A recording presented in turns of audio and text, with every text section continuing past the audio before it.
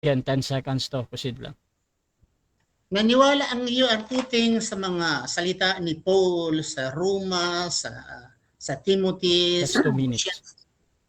Maniniwala po ba kayo na si Paulo, isa siyang tuso, isa siyang nagsisinungaling, at isa siyang mandaraya? Naniwala po Ay, ba? hindi po.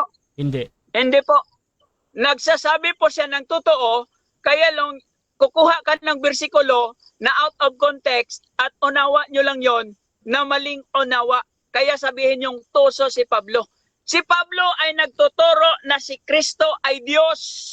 At yung turo ni Kristo ni Pablo na si Kristo ay Diyos, turo Next din ng question, ibang 20 mga seconds. apostol. Next question.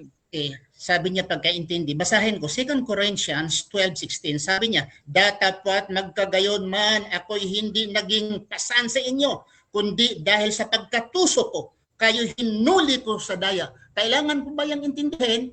Katuso ako at hinuli ko kayo sa daya. I'm not understanding it, I'm just reading it. Next question, Mr. Question. Moderator.